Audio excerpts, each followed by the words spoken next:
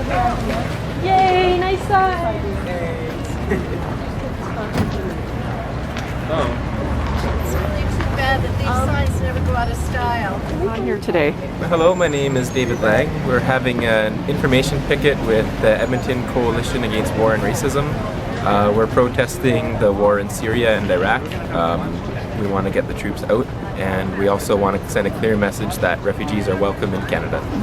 But the Trudeau government, one of the promises is that the bombing on Syria is going to stop. So in that regard, isn't that satisfactory enough? Well, I want to see it actually happen. The Prime Minister's words are one thing, his actions are another. So until I see it happen, we need to continue to put pressure on the Liberal government to follow through with their word. As well, are you satisfied with the Liberal government's commitment to accept refugees? I hope they stay firm on it. And again, I'm happy that the Liberal government is willing to bring in refugees. So I want to make sure it happens, and I want to see it happen. I know it is beginning to happen in the East already, which is encouraging. So I am happy that the Liberal government is bringing in refugees. I just want to make sure that it does happen, and until it does happen, we'll continue to put public pressure on the Liberal government to do so. So what's happening here today? Okay, well, Edmonton Coalition Against War and Racism is having one of its regular pickets. During the election, we had a picket every week, and this is our first one since the election. So, of course, we're pointing out one of the things that's on everyone's minds these days is the necessity for Canada to welcome refugees.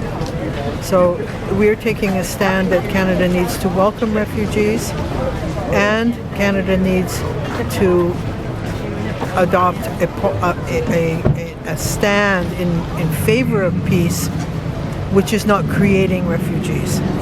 So there's two really big problems with the stand of the government as it is right now. The first is that it's raising false issues of security in order to avoid carrying out its promises. It promised 25,000 government-sponsored refugees by year end. Winter has come, and life is becoming even more precarious for the refugees. We have the largest refugee crisis at least since the Second World War. And in fact, only 10,000 mainly privately sponsored refugees will be here by Christmas. Security is being used as the excuse when everyone, including the Liberal government, certainly the Liberal government is aware that refugees are people who are seeking security and security from terrorism. They are not a threat in any way to Canada. And so the creation of this idea that refugees are a security problem is part of the whole demonization against immigrants, especially Muslims. For example, they talk about ISIS and groups like that as Muslim terrorists. Why not identify them as the proxy armies of the countries who are arming and funding them, instead of attacking Muslims worldwide and making this identification? Why not say these are the proxy armies of Turkey and Saudi Arabia, that they're being funded by France and the US and other countries, and let people know the real situation. So the second thing is that Canada is still following this policy of regime change in Syria, which has been, everyone knows, such a disaster, and which has created millions of refugees in Afghanistan and in Iraq. So anyway, we have two. We say that it's up to the Syrian people, and only the Syrian people to decide their own future. I was like, holy shit, where are we going? And so, Canada has to. Canada has to stop its policy of supporting regime change. We want Canada to stop the bombing and training missions and no troops on the ground.